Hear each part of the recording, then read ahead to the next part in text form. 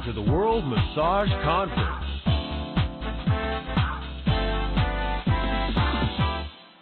Hello and welcome to the World Massage Conference. I'm Melanie Hayden. I will be your host for this class on crossing the client-therapist boundary with Ben Benjamin and Cherie Sohnen. If you're joining us for the live class, remember to jump into the chat room located just to the right of your broadcast screen. Take advantage of this great opportunity to ask Ben and Cherie questions during the live event and share your information and your feedback with the other therapists from around the world as well. Just before we begin, I'd like to thank our sponsors. Thank you to our global sponsor, Massage Envy. Massage Envy is a community of caregivers committed to helping people feel their best. They believe that therapeutic massage and customized skincare are an integral part of the well-being journey. If you share this belief, they'd like to get to know you better. Learn more at massageenvy.com/careers. And thank you so much to our education partner. Associated Bodywork and Massage Professionals provides an extensive array of member benefits and exceptional liability insurance. Visit abmp.com to discover why over 80,000 massage and bodywork professionals have chosen ABMP as their professional association. And thank you to our daily sponsors, Massage and Bodywork Magazine, Bonvital, BioFreeze, and Massage Warehouse. Crossing the client-therapist boundary. With media attention on ethical violations in the massage profession, it's vital that we re-examine the role of boundaries in the client-therapist relationship. Even though most massage professionals maintain high ethical standards, boundaries are often inadvertently crossed, putting both the therapist and the clients at risk. In this class, you'll discover common areas where boundary crossing occurs. You'll learn how to bring more awareness to your professional relationships and how to develop strategies for effective boundaries for healthy therapeutic relationships. I'd like to introduce our instructors. Cherie Sohnen is an author, business coach, and international workshop leader since 1978. She has also served as a faculty member at Massage School, an acupuncture collegeist, and a holistic health college. Cherie is the author of many books and ebooks, including Business Mastery, and the co-author of The Ethics of Touch and Retail Mastery. Dr. Ben Benjamin earned a PhD in sports medicine and has written extensively on issues of boundaries, communication, sexual misconduct, and working with trauma over the last 30 years. He is a communication trainer and consultant to educational institutions, healthcare teams, and corporations. He was the founder of the Muscular Therapy Institute School in 1974 and has authored many books and is the co-author of The Ethics of Touch. Would love to welcome Ben and Cherie back to the World Massage Conference. We've hosted you over the years and always love the information that you bring us. And welcome back. Thank you. Thank you so much for the introduction. First, I want to thank all of you out there for participating in this webinar. It's an important topic that needs a lot of attention. The goal of this webinar is to improve the therapeutic relationship by increasing awareness and understanding of boundaries. Understanding our boundaries is crucial to creating an ethical business and to building professional relationships. Boundaries are innate, developmental, and can be learned. By increasing the awareness of our boundaries and the boundaries of others, we can improve the therapeutic relationship and avoid many inadvertent slips into unethical behavior. We're now going to have you do a boundary clarification exercise.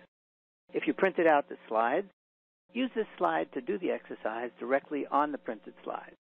We're going to give you 3 minutes to draw a line from each word to the bubble that best corresponds to that concept. For example, what are boundaries? What would you connect to that concept of all of these different words? And just make lines to connect those. And if you haven't printed it out, you could do it in your mind as well. So in the green bubble, what are the best words to describe what boundaries are? In the blue bubble, identify what are the different types of boundaries. And in the purple bubble, connect the words that show how we create, manage, and change boundaries. So we're going to give you a few minutes now to take a look at that and complete it. And then we'll go over it. Now, some of you might be really quick, but we do want to give people a couple of moments. So just be with the silence. We'll be talking plenty. We have not disappeared. Right. We're just waiting for you to complete it. So take about 10 more seconds.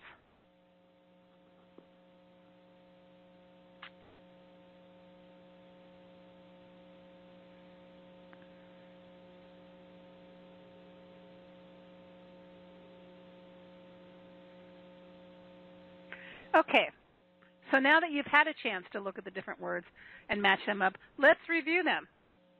So what really are boundaries? As you can see, we're looking at the green illustration in the middle. You can define boundaries as limits, lines that separate, borders, edges, and barriers. Now, in terms of the type of boundaries, so if we look over at the blue diagram, the blue circle in the left-hand corner, you'll see that we have a lot of different types of boundaries. We have emotional boundaries, energetic, intellectual, sexual, intrapersonal, physical, and interpersonal. So those are the major kinds of boundaries that we're going to be looking at. And then finally, the purple image on the far right, how is it that we actually create and manage, and how do we change boundaries? And there's many ways to do that. First and foremost, there's the power differential.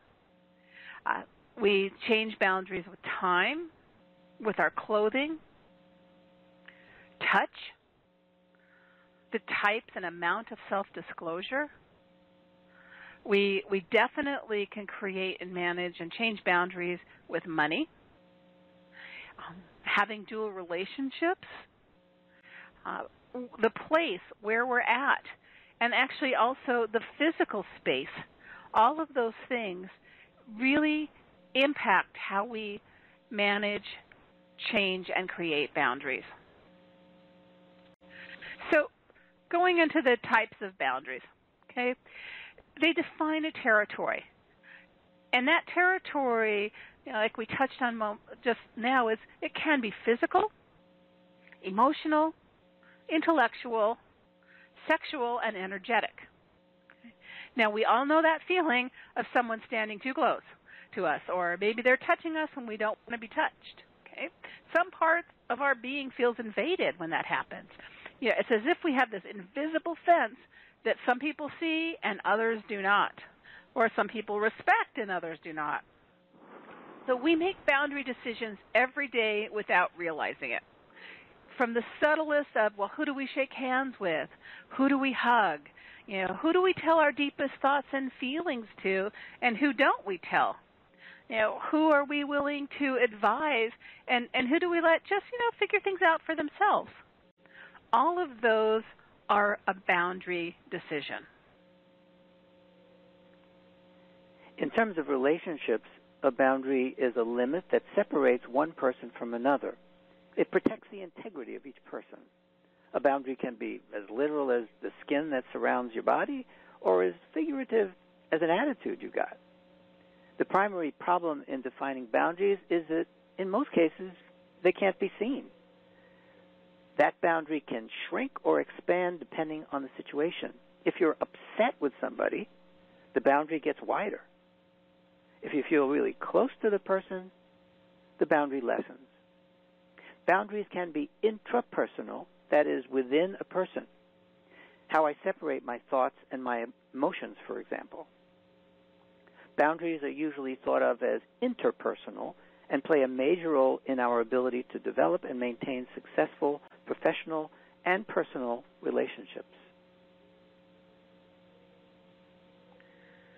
So next is the physical boundary. And we do all monitor our physical boundary on a regular basis, again, usually unconsciously. As I stated before, some people, we stand close to, and others, oh boy, we try to be as far away from as possible. And we've all had that experience of being uncomfortable with someone on an elevator, and there's just not enough space possible for us to feel comfortable. But normally, we do this with little effort, And we usually find the appropriate, comfortable distance to keep in that setting, and that is our physical boundary. We usually allow someone we like and know well to stand closer than someone that's unknown. However, if we're upset within ourselves or with another person, that boundary changes, often dramatically. So just because in normal instances, it's like when I'm next to Ben, it's like, oh, Ben, you can sit really close to me. If I'm in a bad mood, I might not want him to sit close to me, and that has nothing to do with him. If we feel fear, we may create quite a bit more distance with that particular person. And then again, if we feel safe with someone, our boundary might change again, allowing that person to get very close to us. The other thing is that when we feel threatened, we tend to move away very quickly. So the emotional boundary, this one's very interesting for me. Our emotions have complex boundaries surrounding them. To reveal our feelings really means that we've decided to trust another person with an important part of ourselves and thereby create a kind of intimacy. Our emotional boundary may change with each situation, and it influences whether we express our feelings or how we choose to express our feelings with others. It's really important that we're conscious of our own and our clients' emotional boundaries. If not, and let's say a boundary does get crossed, it can be experienced as painful. And for example, even in our personal life, most of us have experienced the anger and embarrassment that occurs when someone reveals a personal confidence of ours to others. Now, that actual content of what was revealed is often less significant than the sense of violation that occurs from the betrayal of our trust. And now imagine how that would be increased if that happened with a client. Well, let's go to the intellectual boundary. Just the same as our emotions, our thoughts, beliefs, our opinions, they form a big part of our identity of who we are. They help us create our worldview and define us as different and separate from others. If our belief system is accepted, validated, or even respectfully challenged, we feel respected and validated. On the other side, if our ideas and beliefs are ridiculed, criticized, dismissed, or punished, our sense of self may be shaken, and we may become hesitant to speak openly about our ideas. For instance, it would be challenging to remain open with a colleague if when you share some of your deeply held beliefs, the person responds with, "How could you believe in such a thing?" Be tough.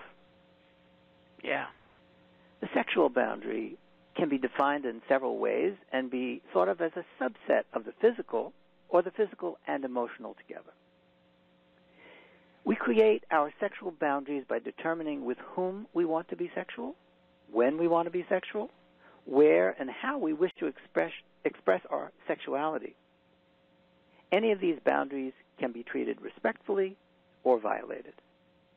Issues of crossing sexual boundaries, especially in the healthcare professions, are of such concern that it has led to the enactment of lots of laws, regulations, professional ethics statements regarding inappropriate sexual behavior with clients in the workplace.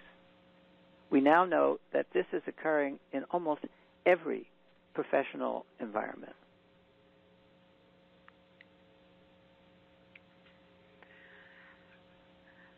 And we'll be covering in depth on these things as we go through. What I want to discuss now is the energetic boundary, which can be considered to encompass the other four types of boundaries, kind of reflecting on our overall way of being in the world. So whether it's conscious or unconscious, we all shift this boundary depending on the context we're in. For instance, when we're enjoying time with our family or close friends, we tend to open up. We express ourselves more freely in a variety of ways and are generally receptive to what's happening around us. Now, when we're in a situation that's not safe or comfortable, be it emotionally, physically, intellectually, or sexually, we tend to shut down and close our energetic boundaries. Therapists really need to strike a fine balance energetically. It's important to stay sufficiently open and receptive so that you connect with the clients and are able to track their responses throughout the course of a session. At the same time, practitioners must maintain a clear boundary both to protect themselves from being excessively influenced by the client's energy and to prevent their own energy from crossing the client's boundaries inappropriately. So what we're going to do now is talk about boundaries and models for thinking about them, because sometimes it's a little challenging to conceptualize boundaries. I mean, as Ben talked about earlier, you can't even see them most of the time. It's not like we literally have fences between us. Okay. Now, there were two important thinkers, Salvador Minuchin, who is a family therapist, and Fritz Perls, who's the developer of Gestalt theory. And they helped to make this often amorphous concept of boundaries more concrete. They looked at how boundaries function under different circumstances and how that awareness is useful in our life and work. Context determines which boundaries are the most appropriate. For instance, if we feel compassion for a client, it may be appropriate for our boundary to be thinner and more permeable to allow us to feel more empathy. If we feel threatened in a situation, it may be more useful for our boundary to thicken and become more rigid to protect us. Now, these models we're going to discuss give us a conceptual picture of what happens when a boundary is crossed or violated, as well as when we feel we're doing just the right thing for a client or friend. Minuchin describes boundaries in terms of a continuum of permeable to rigid. The degree of permeability can also represent our vulnerability.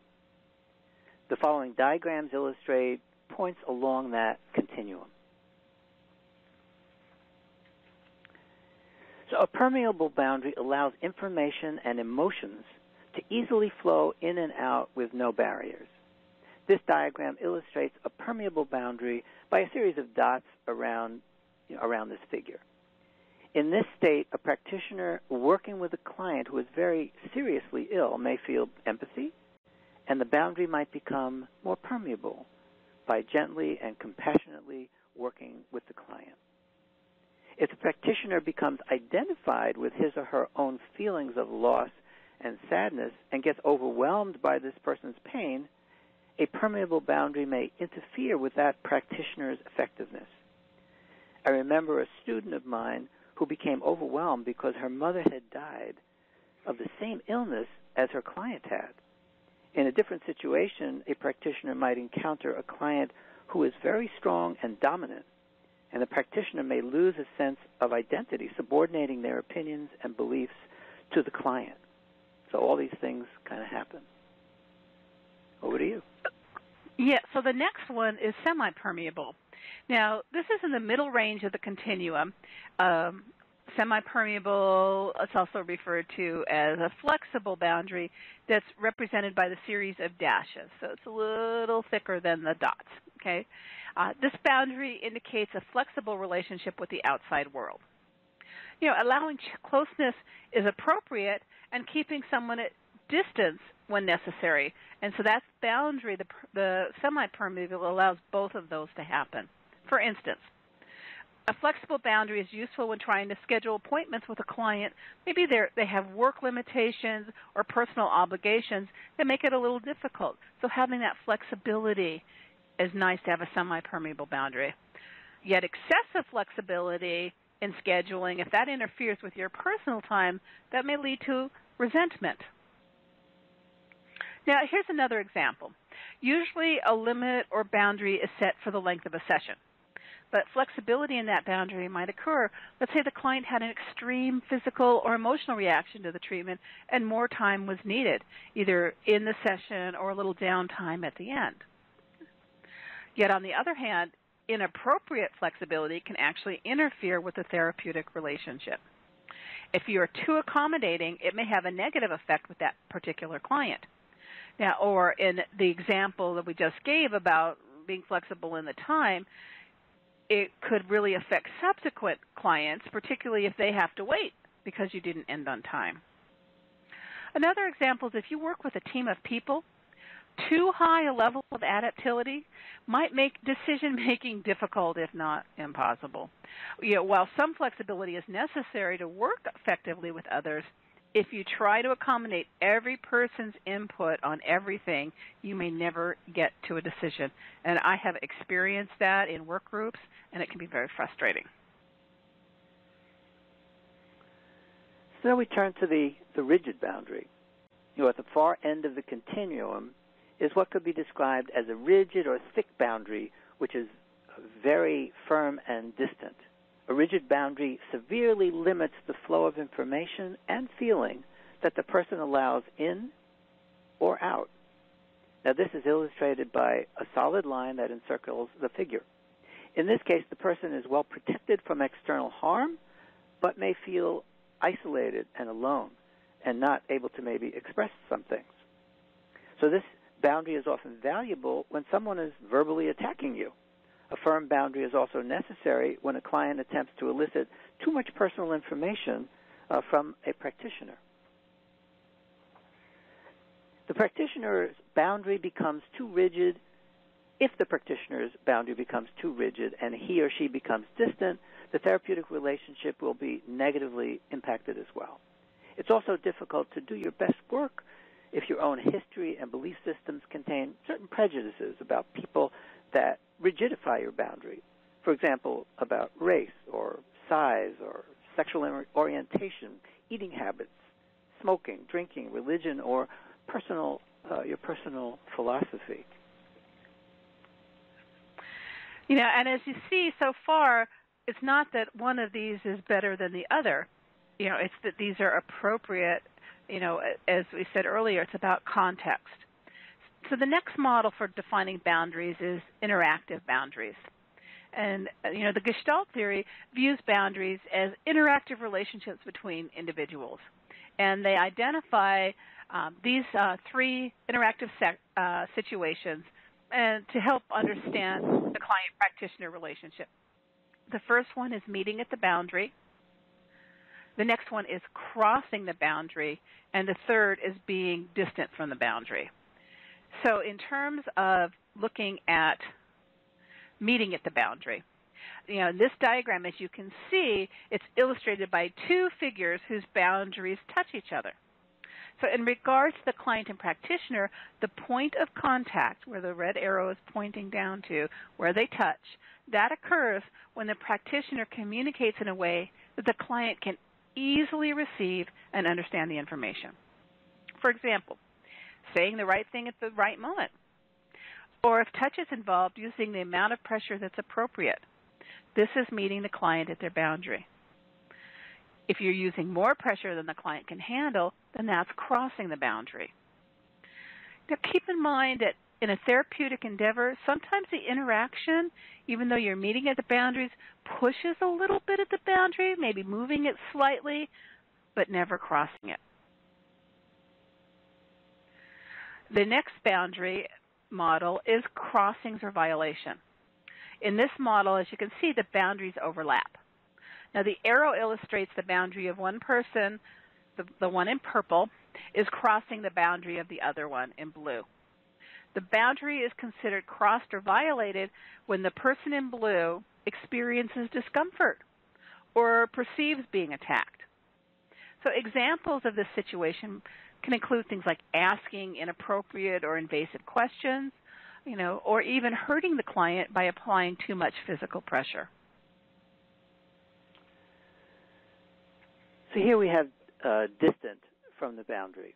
In this diagram, the figures are separated by a considerable amount of space, indicating no real meaningful contact. The individuals have difficulty communicating, and there's a hesitation or coolness in the interaction. All attempts to communicate are incomplete and unsuccessful. The practitioner's comments and questions may seem inauthentic or off the mark or irrelevant to the client, which contributes to the sense of isolation and separation between them.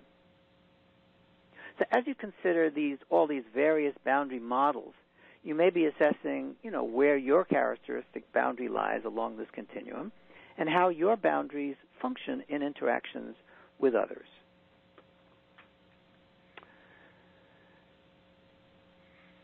So let's review the boundary change agents and think about yourself and where you fit along these lines. So first is the location of the service. So where are you? Are you at the client's house giving them a treatment? Are you in their living room? Are you in their bedroom? Are you in their porch? Where are you? Or are you in your office where it's a little easier to set a boundary? And then interpersonal space. What size is your treatment room that you're in? How close are you to the person? When you sit in a chair, are you very close? Are you very far away? When you talk to them, who determines what space between you is? And it's different for different people, and it's different in different cultures. Appearance. So are you dressed to meet the situation? Are you dressed professionally? Or are you really casual and, wear something that you might wear with a friend? Self-disclosure. How much do you say about yourself? You ever been with a therapist that just goes on and on about themselves? Or somebody that never says anything? Those are two extremes. Sometimes self-disclosure is really helpful, and we'll talk about that a little later. And sometimes it's not. Sometimes it's like, will this person keep quiet already, is what the client is thinking. Then there's language. What vocabulary do you use, and how professional or personal are you in the way you're talking? Do you use casual language? How are you with your language with the person? And then touch.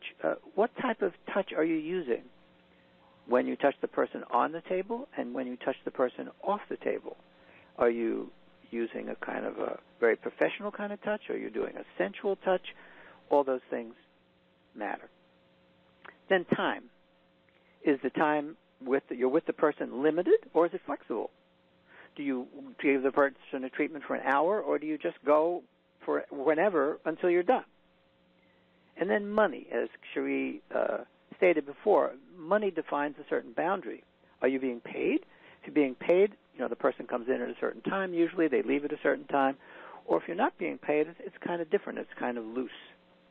So all these things are ways that you can change boundaries when you decide to do these things a little differently. So keep in mind that boundaries change throughout the day and sometimes hour by hour. For example, you start your day working with a sweet young child and your boundaries are very permeable. Your next client arrives very late and you feel slightly irritated and your boundary may thicken a little bit. Then you get a call from your best friend on your break, and she's just gotten a promotion, and the boundary is now more semi-permeable. You're really happy for her. And then an hour later, your next client comes in and asks you very inappropriate questions, and your boundaries become rigid. And this happens all day long. So boundaries are not static. They change with the context of your life and your work, and they intersect with each other. And this kind of flows into what really is a therapeutic relationship. And there are 6 major elements in a therapeutic relationship. One is that it's client or patient-centered, okay? That there's a fiduciary relationship. And in this context, fiduciary can also mean money, but it also is about confidentiality. Therapeutic relationships, they're structured. Now, there can be flexibility in that structure, but there needs to be a structure. Roles are clear. There is a power differential that's respected and used appropriately, and that there's a safe environment. And all of those 6 are, key parts of a therapeutic relationship. So, it's difficult to understand the therapeutic relationship between a client and practitioner without comprehending the dynamics of power in any therapeutic relationship. Now, many people are unclear as to what power differential is and whether it's a good thing or a bad thing. The power differential is inherent in any therapeutic relationship. It's kind of like gravity. It's just there. Doesn't matter whether you like it or not, believe in it or not, it's there. Now, there are times, though, when you want to enhance that power differential or minimize it. An example of when you might want to enhance it. Maybe you're working with a trauma survivor and you want to provide extra structure for that person to feel safe. Now, you also might want to minimize it by having the client be more of an equal partner in the decision-making about your treatment plans together. So before we look at the ways to alter the power differential, let's explore a little bit more about what it really is. Now, there's a natural power differential in many relationships, between a parent and a child, between a teacher and a student, between an employer and an employer, and of course, between massage therapist or healthcare practitioner and the client. Now, a parent, teacher, employer, or healthcare practitioner has the more powerful position. They are the authority figures whose actions, by virtue of their role, directly affect the well-being of the other. The child or the student, the employee, and the client are much more vulnerable. In theory, as well as in ethical practice, the power differential exists for the purpose of bringing benefit to these more vulnerable individuals. For instance, the child's well-being should be enhanced by the parent's care. The employee should benefit from the employer's management. Now, in the healthcare field, the power differential is amplified by physical aspects of the practice. The client takes a position, usually lying or sitting, in which he or she allows the practitioner access to their body. The practitioner is positioned within the client's physical space, often leaning right over the client. Also, in a massage setting, the client is often partially or fully unclothed, and the practitioner is dressed. Now, although, of course, draping is used for privacy, but the psychological effect of an unclothed client and a clothed practitioner increases the imbalance of power. And finally, as the practitioner's hand makes physical contact with the client's body, that client's physical safety is literally in the practitioner's hands. Now, clients can also test boundaries by offering things that may be inappropriate. For instance, a client suggests that she or he tells you about some exciting new stock options while receiving a treatment. Or a client volunteers to take your computer home to repair it because she sees you're having trouble with it. These are times when you have to be careful, because the power differential could be influencing these actions. To maintain an ethical practice, the person in power must regularly say no to some things they may want. They must instead choose to pay special attention to the needs of the client with less power. I had a chef once want to cook me a great meal as a gift, and a biker offered to tune up my bike. And another client offered to drive me somewhere because he knew that I didn't like really driving long distances. These were all offers I couldn't ethically accept. The practitioner must consciously decide to maintain the integrity of the client's boundaries in a situation where the client has significantly relaxed those boundaries and offered some type of service or assistance not in keeping with the client-therapist role. We've discussed the practitioner's role in terms of actions to take as well as avoid. The second question to consider is not so obvious. How is the person with less power responding to the other's use of power? The answer to this second question may be difficult to determine because of the explicit power dynamics in professional helping relationships. It's the practitioner's responsibility to be aware of how the power differential may be affecting the client's ability to raise concerns, to say something. Sometimes they just freeze or they don't want to say it. They feel like maybe you'll be upset by it. The practitioner, not the client, has ultimate responsibility for ensuring that the therapeutic relationship, that the therapeutic encounter works to the client's benefit. Consider this. The increased perception of the power differential in a hands-on session puts the client in a highly vulnerable position. The client feels less free to defend against intrusion or to question unexpected behavior by the practitioner. I've heard so many stories of, even if it wasn't anything horrendous, but clients saying, I just didn't, feel I should speak up. So the client may be feeling uncomfortable about raising concerns, or especially if they're complaining about the treatment process or making requests. They might find it difficult to say no or to question the practitioner's behavior, even if the client feels uncomfortable or mistreated. That client may even refrain from communicating anything that could possibly be construed as negative for fear of reprisal or loss. Now, we would all like to think as practitioners that we create a space that this doesn't happen, but unfortunately, it's not always the case. In most instances, it's best to minimize the power differential. When you do this, you and your client are on a more equal footing. You're still the expert, but your client now plays a more significant role in their wellness. When this occurs, you will most likely find that your client's communications improve.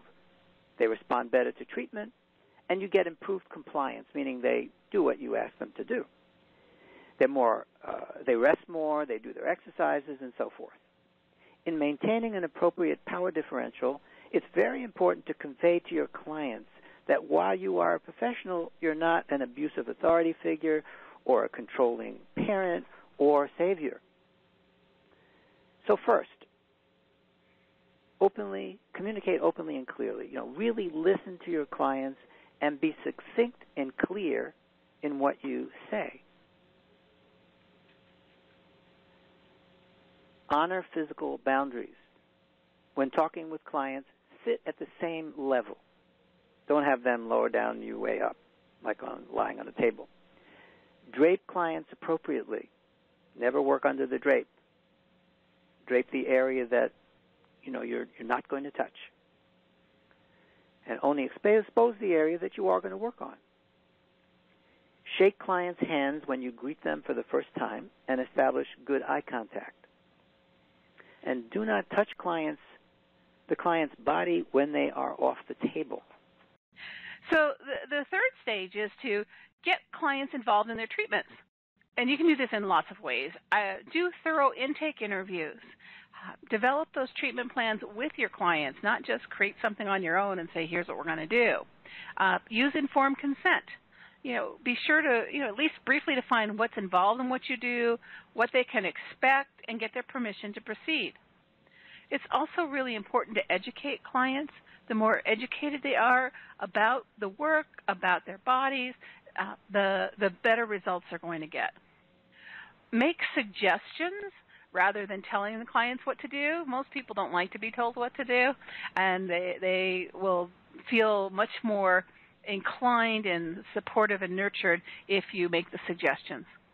And also, find out what your clients would like before each session.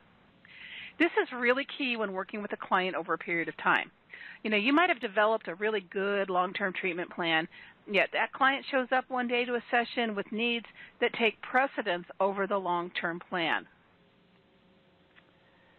So here are a few other things you can do to lessen the power differential. Now, don't wear a white coat or a medical-looking jacket. With young children, when I start, I sit on the floor with them. Now, if you want to have a serious conversation with a client, have the client sit up and be covered, etc., instead of having them lie down. Use common terms for anatomical structures like the calf or the thigh rather than the gastrocnemius, the soleus, and the quadriceps muscle.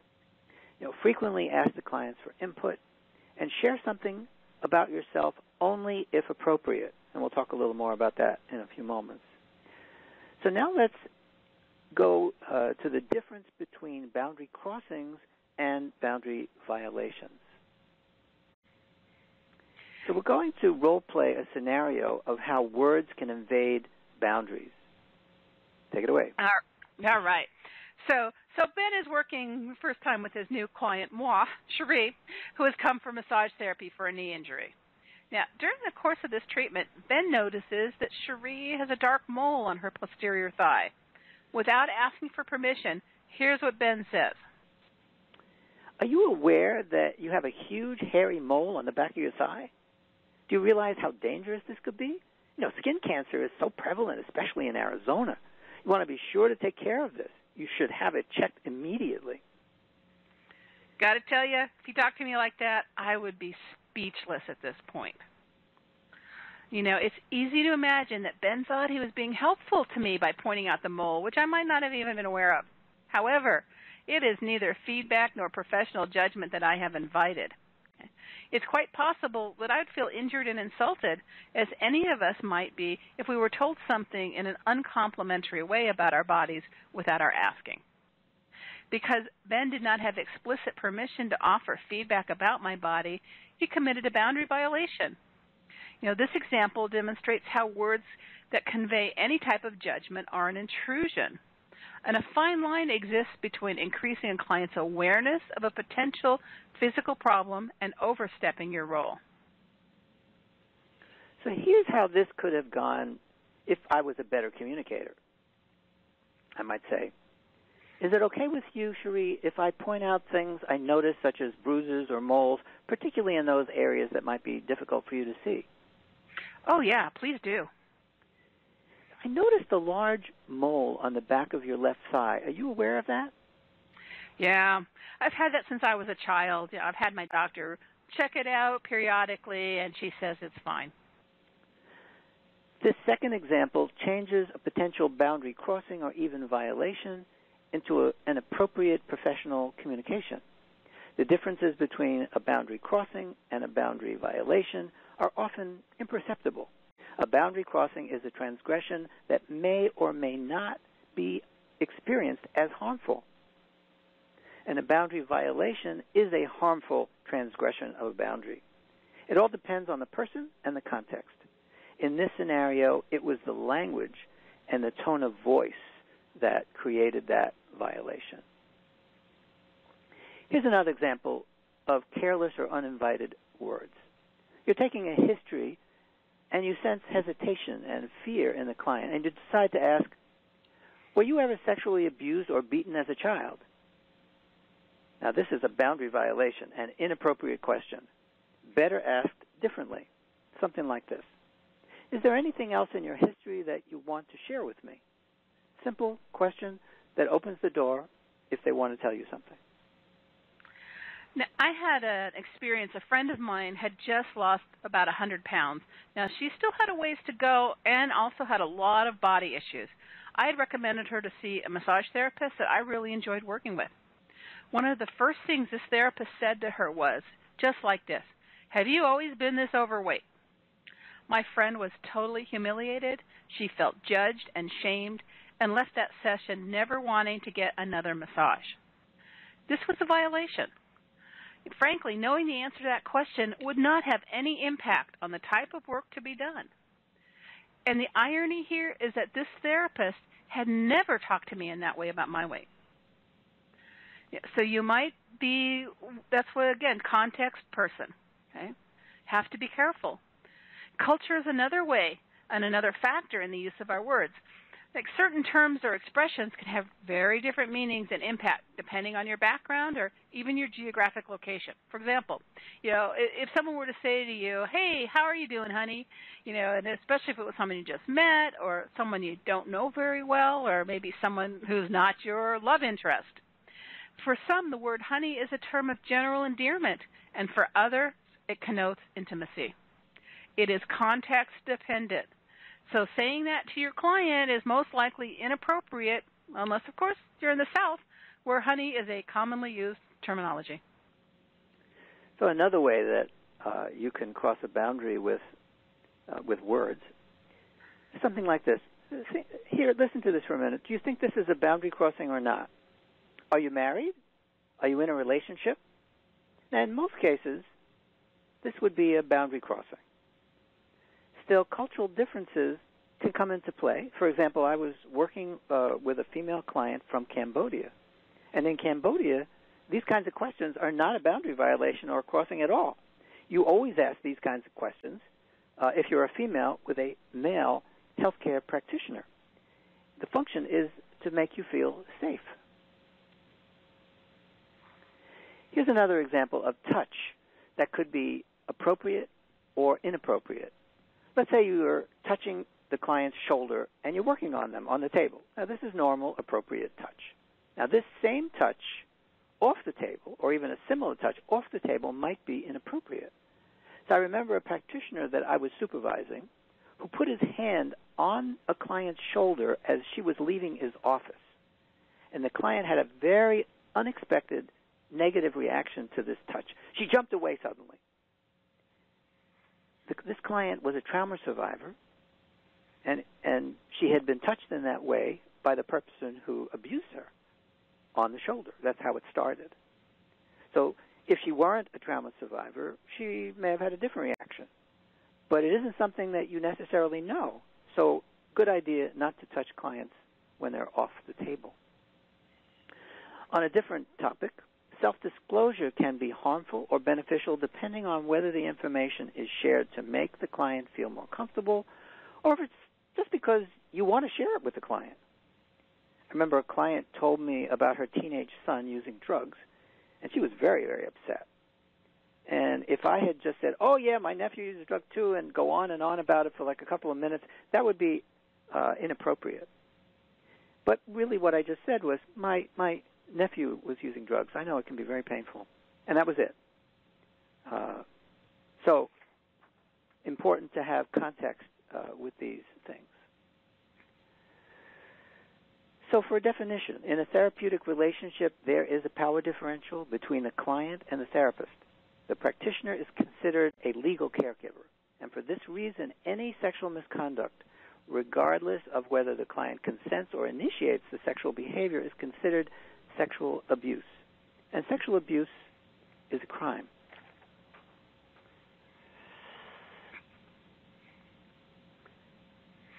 So male on female abuse. Now, in each sexual abuse case that I have been involved in as an expert witness, that's another thing I do in my life, I testify in expert witness cases, and it's always been a male therapist who was abusing a female client.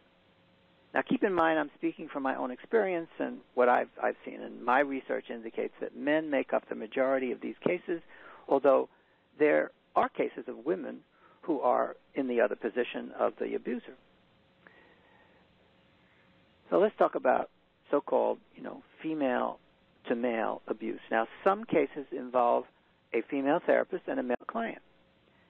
Now, female-to-male abuse may occur, but I've never come across a legitimate licensed massage therapist being charged with offering sex for money. It may happen, but I've never seen it in my experience.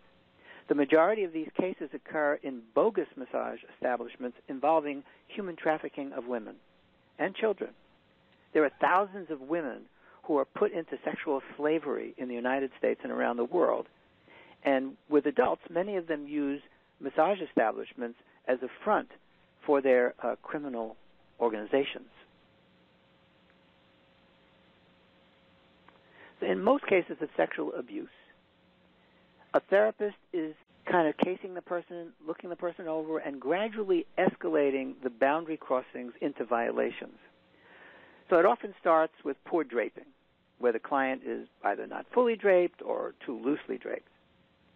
Then there are both verbal and physical crossings, like asking inappropriate personal questions, or excessively sharing about the therapist's personal life, or a supposed accidental touching of the breast or genital region.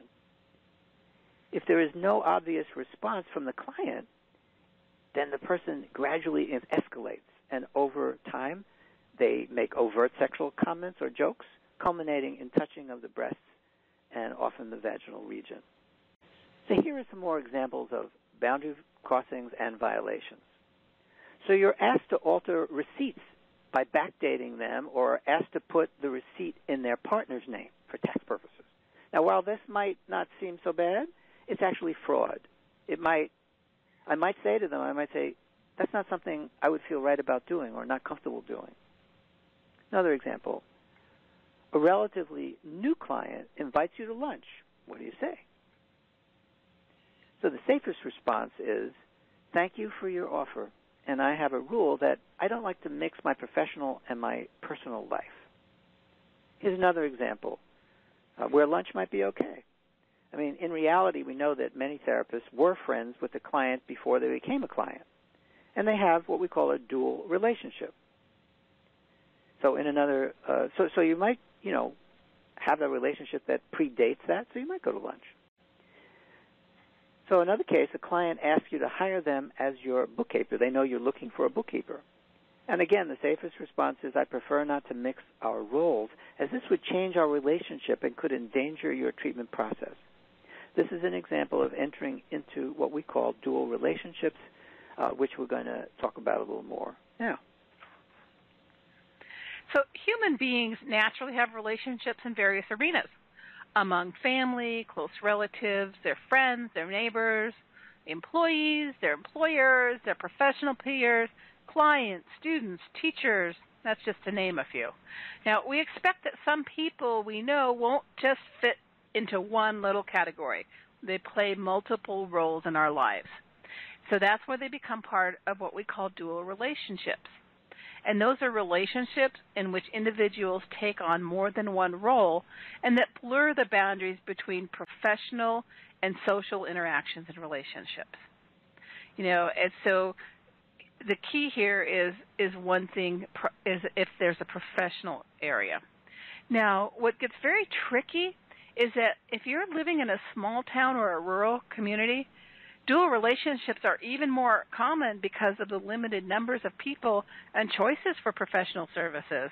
Often the same person who is the medical professional there also runs the general store and owns the dog keeping service. So it's not always simple to just be black and white and say, oh, I'm never going to have any dual relationships. Now, dual relationships consist of many layers and encompass those professional and social components. Sometimes they evolve easily and naturally and initially seem relatively simple. Yet, upon closer examination, their dynamics can be surprisingly complex, with ramifications ranging from innocuous to tragically harmful. Yet, there are also benefits and enrichment in dual relationships when both parties are developed emotionally and able to handle multiple roles without confusion. Yeah, I remember when I first got into this, I was a little black and white and thought, oh, dual relationships are no good, but they are good. In some cases, as Cherie was saying, if you're developed enough. I had a therapist who became my supervisor and my coach over a 20-year period. I also employed her at my school, MTI, in the Boston area, to supervise the teachers because she was great. And she had impeccable boundaries, taught me a lot, and we never had a problem over those many, many years. She knew me in many contexts and aspects of my life, so she was better able to work with all these people that work with me. She knew my strengths, my weaknesses, so this worked out well, and she worked with my school staff and teachers as well as with me. Now, I have a dear friend that I had known long before I became a massage practitioner. When I chose that career, of course, she naturally wanted to receive massages from me. And this worked really well for about a year. And then I noticed that we were getting more chatty in sessions, and other times when we were in social settings, she might ask me questions about her body or what did I think about this, and so the lines, again, got kind of blurred. It wasn't anything bad, but it wasn't as healthy as I wanted it to be. So what I did is I developed a little ritual. So before each session, I would take a big step to the right and say, I'm now going to be Cherie, your practitioner. And this session is focused on you receiving the body work that you need. And then after the session was over and our next appointment was booked, I would take a big step to the left and say, now I'm Cherie, your friend. It totally transformed the sessions. And, interestingly, she didn't ask me questions anymore about her body or treatment outside of our sessions. So when I was young and not that smart, I would, once I tried to employ somebody who was working with me as a client, and that was a disaster. And I remember a therapist that I knew was working with a carpenter who sort of ran out of money for the treatment that he was getting. And he was a carpenter, very talented guy, and she was looking for somebody to redo her kitchen cabinets. And she hired him, and they kind of set up a trade. So after a few weeks, maybe 3 or 4 weeks, he had an accident in the kitchen, and he burned the kitchen down. So the relationship never recovered and never could be repaired. So there are many dangers in dual relationships, and you need to be really careful on if you pick to be in one. So deciding if you can handle a dual relationship is often pretty difficult. Failure to understand and navigate the risks involved in a dual relationship can result in financial, educational, social, or personal loss that can be extremely painful. Conscious consideration and a high degree of self-awareness are important prior to engaging in any dual relationship with a client.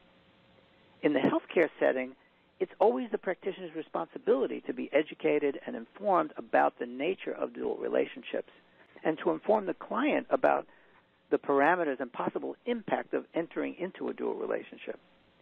The power differential, which we discussed earlier, exists in all helping relationships, whether it's between a practitioner and a client, a practitioner and a supervisor, teacher and student.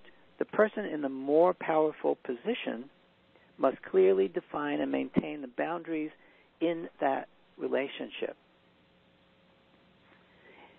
Talking about it, this concept sounds really straightforward. However, the work of helping professionals often occurs within a complex set of relationships where boundaries and matters of authority take on many, many shades of gray. Yes, and it's not always straightforward. And that's why, Ben, when you were saying it's really so important for the practitioner to really take a step back before entering any dual relationship, and really weigh the factors, whether it's worth it and whether both parties are able to handle things in case things don't always go well. So now we're going to look at we're going to pose some questions for you. This is the boundary crossing violation or not. So as we say something, think about this for yourself, and then Ben and I will give our opinion on how we feel. Okay? Remember that when we talk about crossings and violations, the difference and the context can make impacts here. Okay? So let's start off. Hugging all clients when they arrive. Is that a boundary crossing, boundary violation, or not? Well, if you're hugging all of your clients when they arrive, then I would say you're probably at least boundary crossing, if not boundary violation. It's one thing to possibly hug a client, if they have initiated a hug with you. But there are some people, and I know them, that will hug everybody, and that's not appropriate. So this is an example where it really depends on the person. So be very judicious. And is this hug something that the client really wants? Is it appropriate? So let's say you have a financial advisor for your client, and you're working on them, and you start asking them for financial advice. Is that a boundary crossing violation or not? Well, say one thing. It's a good way to lose a client. Yes. So it's a boundary crossing, and depending on the person, they might feel violated, and you might lose that client because they're there to get a treatment for an injury. They're there to have a relaxing massage or whatever they're there for. Just not to give you financial advice. They're paying you, and you should be paying them if you're asking them for financial advice. But then that would be a dual relationship and might be dangerous too. So I would say that's a boundary crossing. Over to you, Cherie. Yeah, so dating a current client. Again, boundary crossing, violation, or This one here, one of the few, that's a boundary violation. And the key here is current client. And there are lots of professional regulations and ethics, and even part of licensing. Sometimes there are very clear statements that it is a total violation to date a current client. And some places get you arrested. or right. sued by the client. Several cases of that I know about. So let's go or on. The client's significant other. Yeah, oh, yeah, that's happened too. Yeah. Telling your spouse specific details about a client and their issues, et cetera, et cetera. Is that a boundary violation, a boundary crossing, or neither? When the client comes to work with you, they tell you all kinds of things about themselves, usually, often, very personal. And they're telling you that in confidence. And that confidentiality extends to your spouse. So I would say that is a boundary violation that you should never do. You need to keep that information to yourself. Yeah. So now, what about telling your client about a personal problem of yours? Again, that goes back to what you were talking about with the self-disclosure.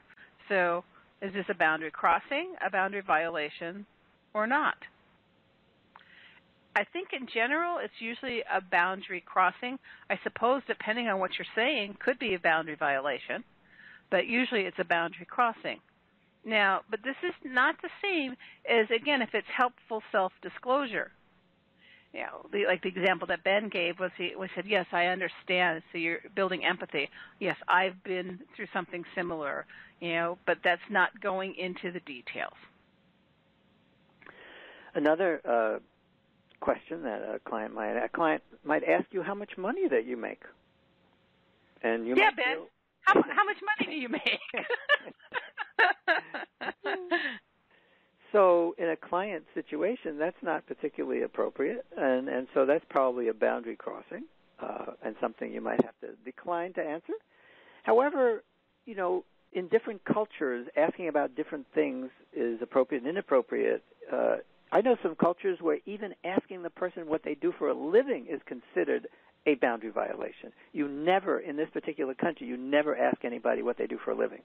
I know here it's kind of an icebreaker. You ask everybody, but in the United States. But in some places, that's very private, and you make a relationship based on other things, not your work. So I was very interesting when I learned that. Yeah.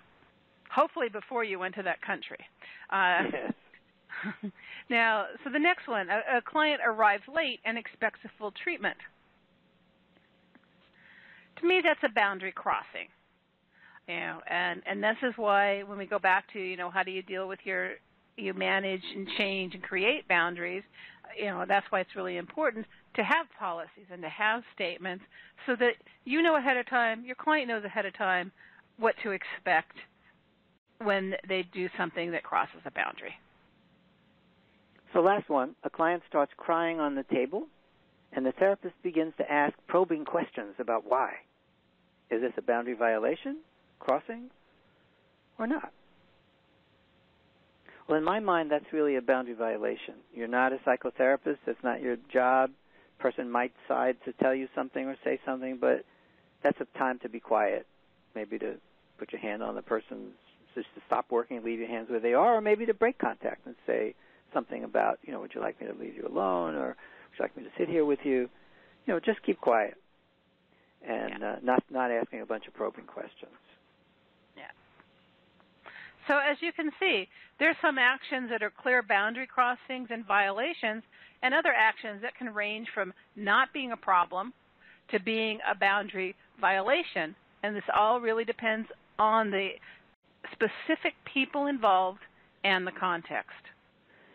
Now, we hope you've enjoyed this webinar and gained insight and clarity into boundaries and boundary violations.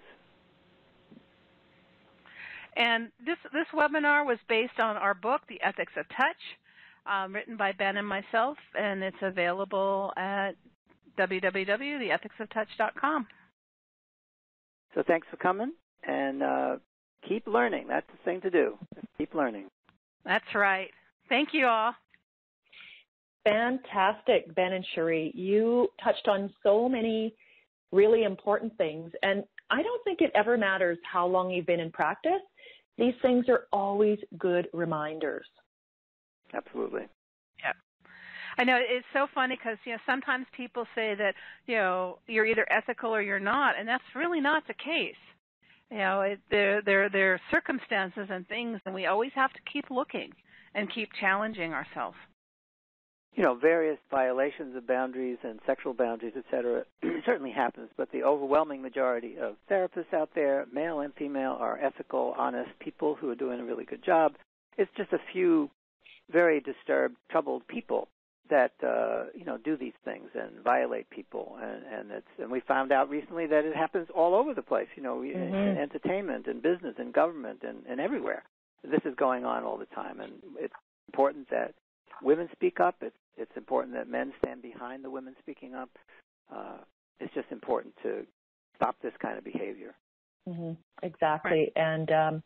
And again, just to be especially conscientious about the things that we say and the things that we do, and because we don't, even though a client has filled out a health history form, as you guys have both talked about, they may not disclose something that happened to them in their childhood.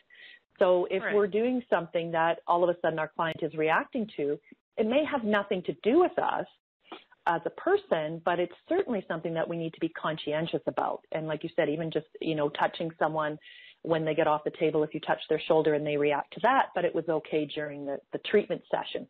So we really have to be aware and pay a lot of attention and really bring our full presence to every interaction that we have with our clients.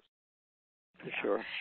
And we find that most, like Ben said, there's the violators that are just, the fringe few, but most of it, it's crossings, and those crossings can be pretty harmful too, but and usually those are done out of sloppiness or just not being aware, not taking the time to be proactive.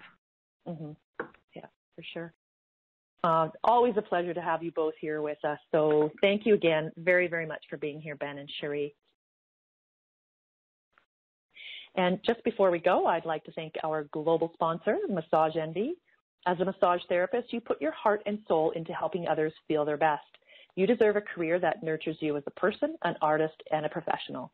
Visit massageenvy.com/careers to find a career that cares for you. Massage Envy franchise locations are independently owned and operated and are the sole employers for all positions they hire. And thank you to our education partner, Associated Bodywork and Massage Professionals, provides an extensive array of member benefits and exceptional liability insurance. Visit abmp.com to discover why over 80,000 massage and bodywork professionals have chosen ABMP as their professional association.